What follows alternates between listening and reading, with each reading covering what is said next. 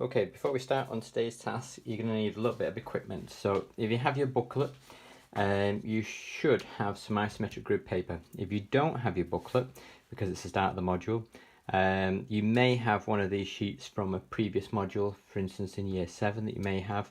If you don't have one of those, don't panic, okay? We'll move that to one side. The next thing you might have at home is you might have a Setsquare. You don't want this one really. This is the 45-degree Setsquare. We don't need that one. Ideally we want the 60-degree Setsquare, this one on the side.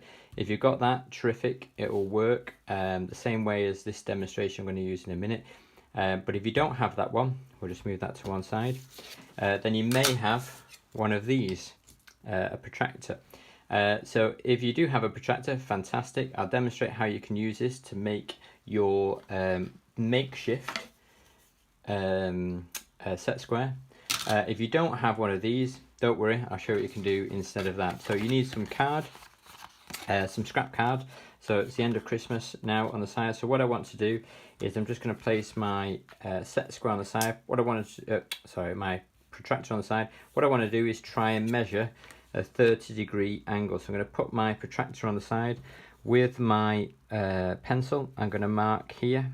That's the 30-degree line or marker there.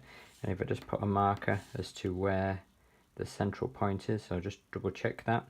So it's about there.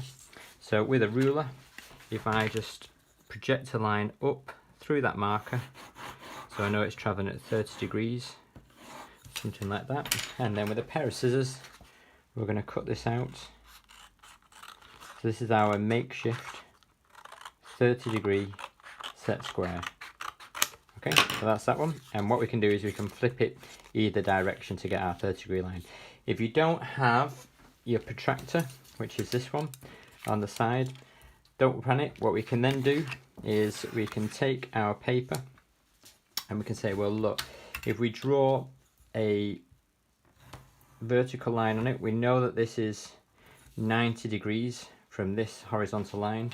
If we then dissect that by drawing a 45-degree line, we know that our 30-degree line is a bit lower than that.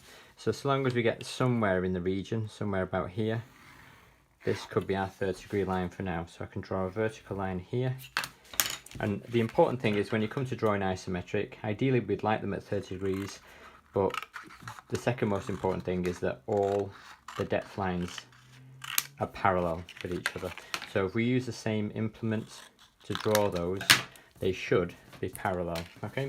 So you may have this one or you may have that one. If I use this one, when you come to, obviously there's going to be a video on the next one that you can use to talk you through the construction of the whole of the iPod mini. But if I just draw the crate, show you how to use it. So if I'm using my makeshift, I'm going to draw a baseline. Your baseline could be the edge of the paper if you wanted to. But if I draw from here, so I'm going to place my Setsquare onto there, draw my 30-degree line, flip it over, draw my other 30-degree line, making sure that it's on that baseline. I'm going to draw a vertical line upwards. So if I put my Setsquare just on the edge there and project that upwards. Okay, so we've got our 3 lines that we need for all isometric drawings. If I then measure along here, so I'm going to draw a cuboid. So I'm going to measure, that's going to be the width of my iPod mini.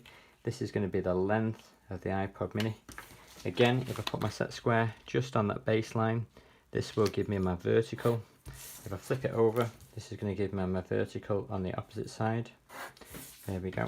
And then if I pick the thickness of the iPod mini, so I'm going to go for 1.5 on here. If I then place my Setsquare on that line, moving it up, making sure it's on there, because I'm using the same implement, that means this line should be parallel with this one. And if I flip it over, place it onto here, draw that way, and then place it, move it up a little bit to that edge, there we go, draw that line across. Now if it's not going long enough, because obviously I want the line up here, what you can then do is you probably need another horizontal line that's parallel with this one, just a faint one, just across there.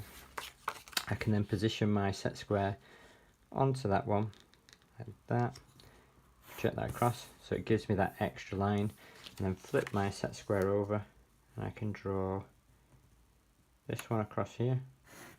There we go. And then we've got the crate.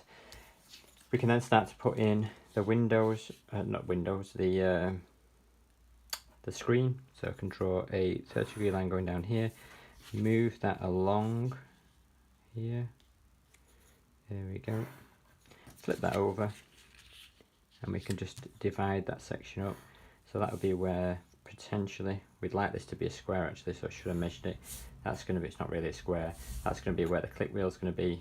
This is going to be where the screen is going to be here, like that. So, and then eventually we'll put an isometric circle in this bit, but that does need to be a square. Okay, there we go. So there's a couple more videos to show you a bit more detail about applying a finish to your iPod mini.